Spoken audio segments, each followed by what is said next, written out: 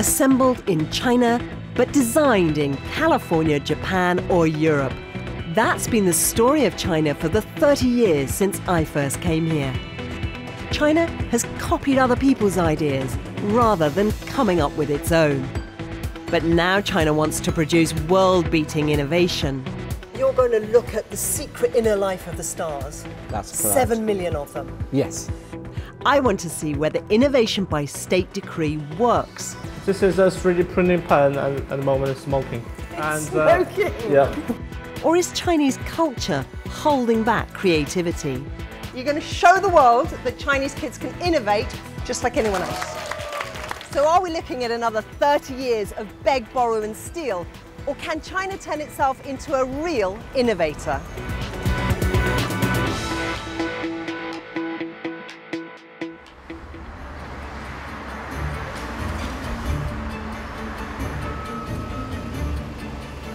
I'm in Shenzhen, China's answer to Silicon Valley, and its youngest, most entrepreneurial city. 我要去科技南路，可以吗？谢谢。很好。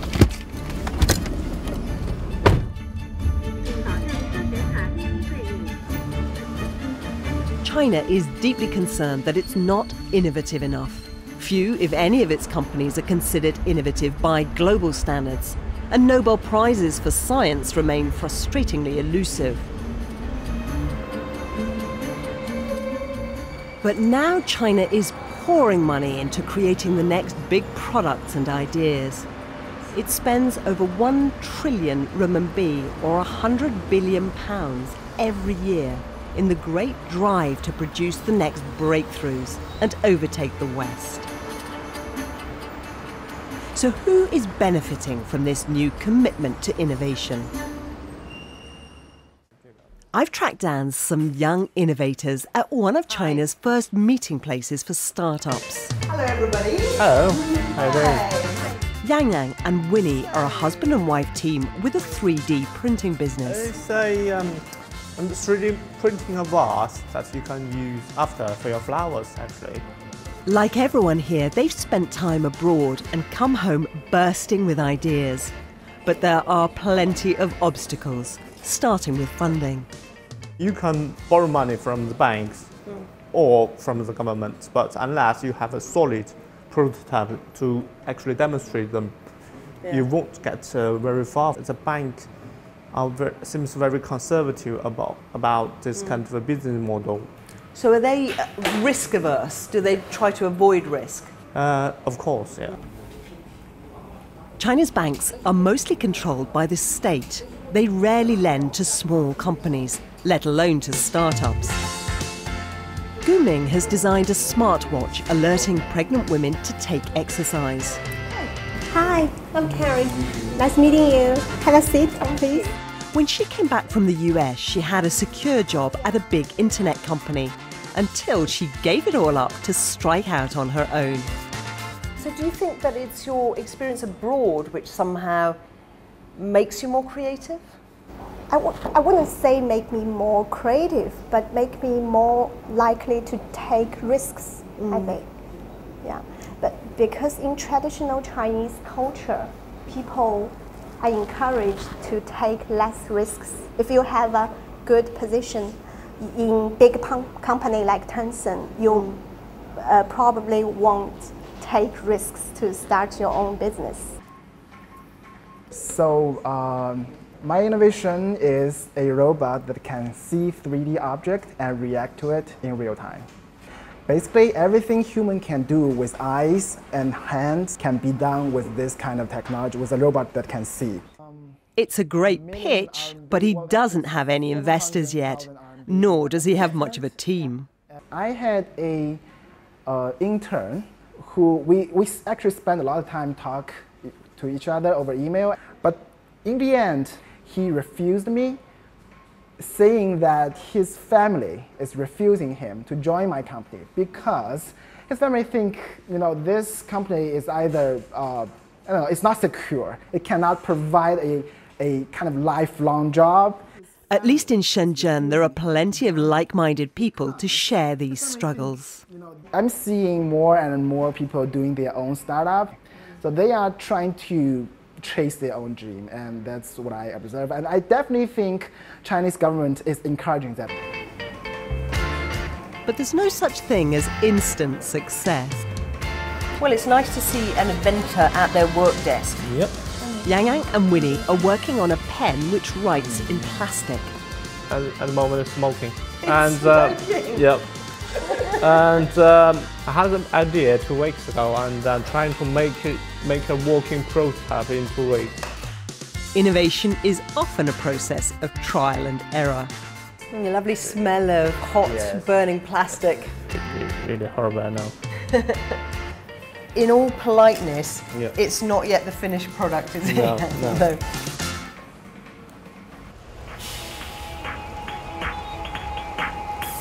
Lone innovators like these are certainly thinking outside the box. But if China's to make it to the innovation top table, its biggest companies need to scale it up. Mobile phone giant ZTE says it puts innovation at the heart of its brand. The company files more than 2,000 patents a year and pours around 1/10 of its revenue back into R&D. So why hasn't ZTE yet delivered a breakthrough product that changes our lives? So it's quite an impressive showroom. What's your latest thing? China is a market where people change their mobile phone really often, don't they? So I guess they're hungry for new innovations. What's the next big thing? Yeah, for the cell phone, we are proud to announce, so we have the best picture quality cell phone worldwide. As well as good picture quality, ZTE has also introduced tighter security features. I suppose, though, Dr. Sun, that those are still, these are still quite small, incremental advances. Have you got any people working on things that are radically different? Visa card, MasterCard, Yeah. this card can be replaced by the cell phone Right. at this moment. So what our idea is like the cell phone to be a part of your life. You can no longer leave that alone. All very useful, but I doubt the innovators at Apple or Samsung are having sleepless nights just yet.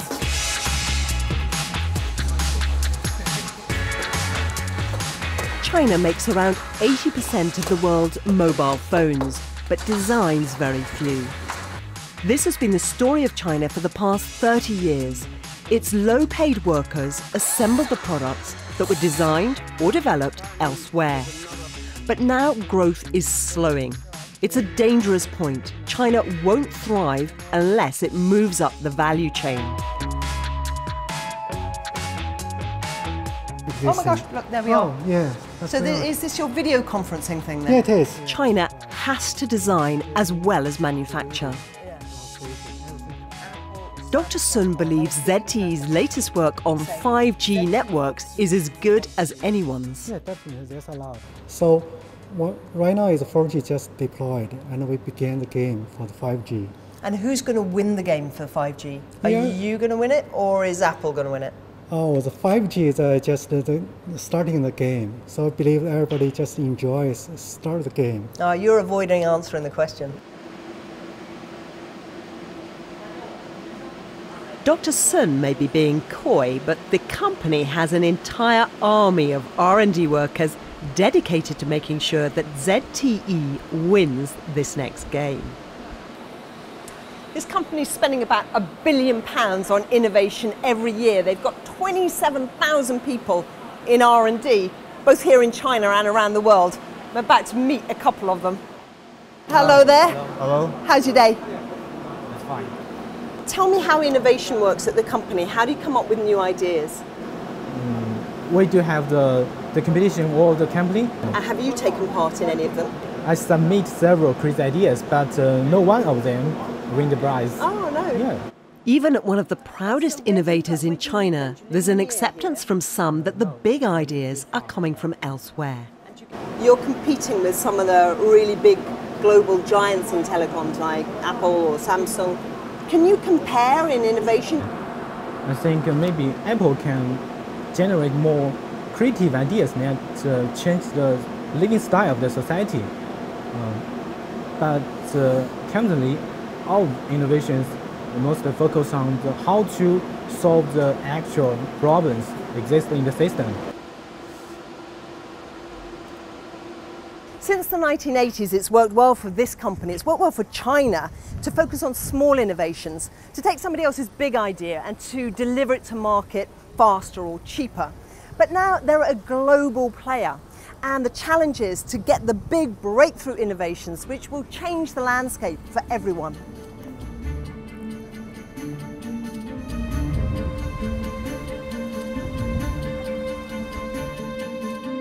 China's position in the Global Innovation Index is improving, but it's still only 29th, a weak performance for the world's second biggest economy.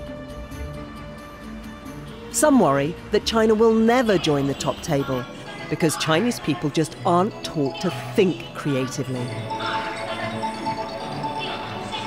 The Chinese school system is all about mass learning, discipline, and tests.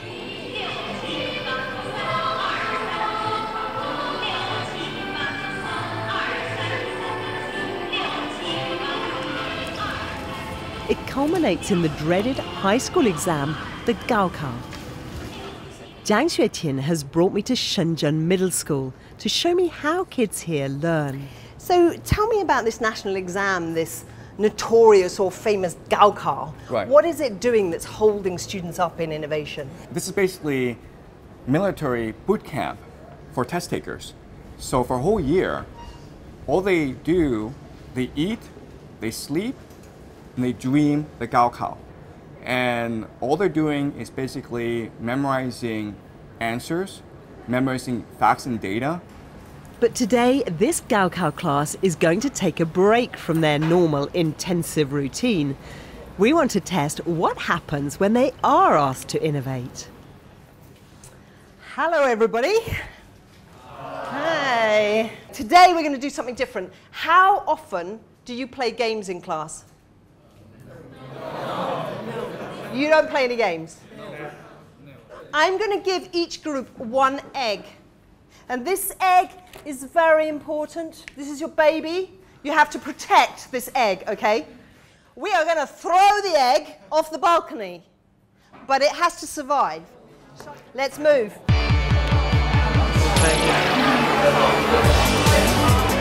You're all going to make me proud, right?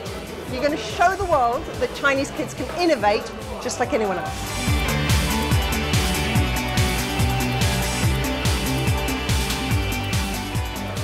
Are you making a parachute, Zhang Lusan? You're making not a parachute, right? You're making a little box. Yeah.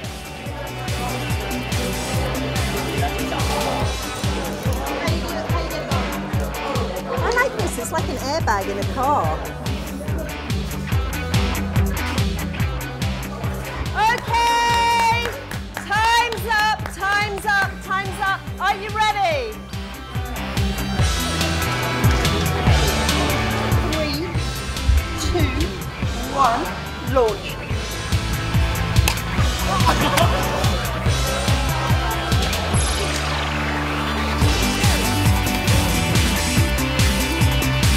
Whoa, that's good.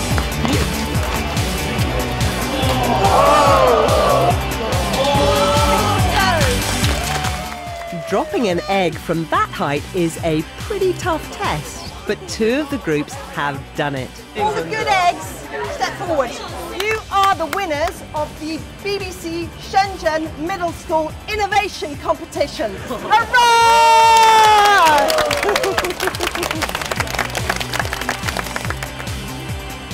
So that was a whole lot of fun, not something they do every day, and shows that Chinese kids, just like kids anywhere in the world, can think outside the box and innovate when they're given a chance.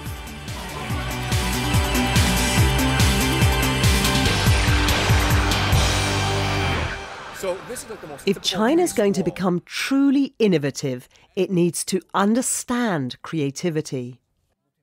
So the idea in China is, look, we'll just take Steve Jobs, reverse engineer him, and then mass produce him in China. They really don't understand that creativity, it basically requires a culture of openness, diversity, and risk-taking that right now doesn't exist in China. But, you know, China right now, the priority is creativity, it is innovation, and they will reach that point after many missteps. The government does accept that education needs to change. China is an authoritarian country. President Xi Jinping is committed to education reform. And if he says that education reform is important, everyone listens.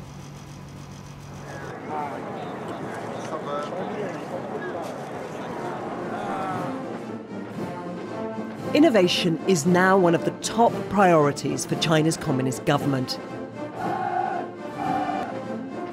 It's about more than economic survival, it's about national identity and national pride. In Beijing in 2009, on the 60th anniversary of the Communist Revolution, the top brass celebrated the achievements of state innovation, space exploration, and a cutting-edge telescope. I've been allowed to see the real thing. Above me and on both sides is a building chock full of Chinese innovation. We've been given special access to this cutting-edge national research project. They want us to see what China's capable of when it sets its mind to it. So now we just have to wait for it to get dark. This is the largest optical telescope of its kind in the world. It's 3 times as big as its nearest American rival. Mirror A that we're about to see. That's right. This is how's the mirror A of the telescope, the Schmidt crater. Oh, wow. Yeah. Thanks so much for bringing me up here. What are we looking at? Yes, we are inside the dome that houses the mirror A of this gigantic telescope. Mirror A. Oh, yes. Something's moving. Yes, the dome is now opening now. So. And that is the sky. Yes. And there's even some stars up there. Now that is a very unfamiliar sight across any Chinese city. The key piece of technology was developed in China. 4,000 robotically controlled optical fibers, each capturing the light of a distant star. This telescope is capable of taking the spectrum of up to about 4,000 stars simultaneously. You can look at yes. more stars, so it's not actually new, it's just more than ever done before. No, well, I think it's new. So far, the astronomers haven't really got the tool to take the spectrum of so many stars and to get a census. Chinese history has had several golden ages for science and innovation, but over the past few centuries, it's fallen behind. The hope is that projects like this will push the boundaries of Chinese scientific research and help recover national pride. You know, China has very long civilization, and China has to be used to be quite advanced, but we lag far behind now. And I think this is time for Chinese people to regain that confidence. When I first came to China 30 years ago, this kind of project was unthinkable. China's come such a long way since then. It can now afford to think big and build on a grand scale.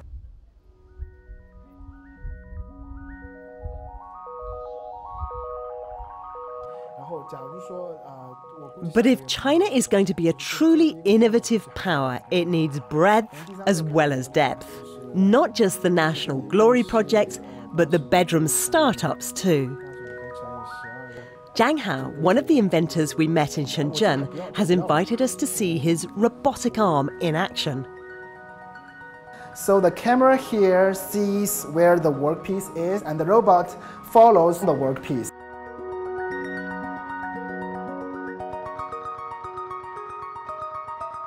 I can have my robot clean the table for me. As long as the robot recognizes all the objects on top of the table, I can make the robot cooking for me. I can make it do almost anything. Both Hao and his girlfriend Xue Fei have complete faith in what the robot will be able to do. Neither of us like to do housework. That will be the solution in the future, but it might take like 10 or decades, but should be good in the end. Yeah, like I have faith on that. Right. But he probably would went bankrupt several times during the Before process. we reach there. Yeah, exactly. But I'll be there. They represent something new in China, an emerging creative generation with a different worldview from their parents. My father and mother and their generation are more likely to be satisfied working in an existing company. They don't want to be extreme in any way, like even in good ways. The younger ones, the newer generation, you have more chance to decide what you want to do, how you want to spend your life. This generation will be the group of people who actually push China forward. We are responsible for the future of the country, where it will go. Hao and Xuefei are exactly what the Chinese government says it wants, a new creative class. But there's a catch. Communists and creatives don't generally mix.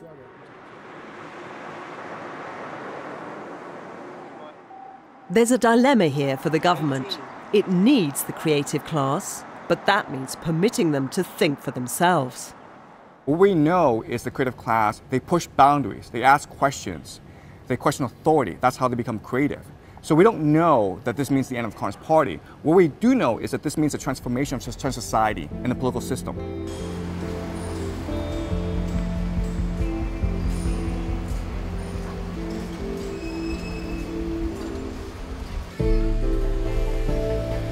Empowering a genuinely creative generation remains a huge challenge for the Chinese government.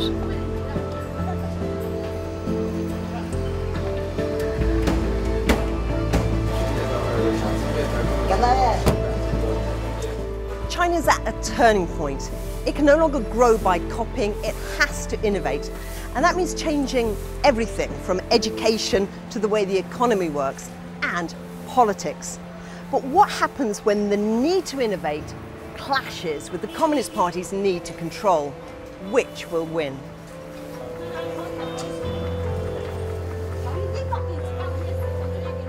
The government wants innovation, but it also wants control. The paradox at the heart of China's future.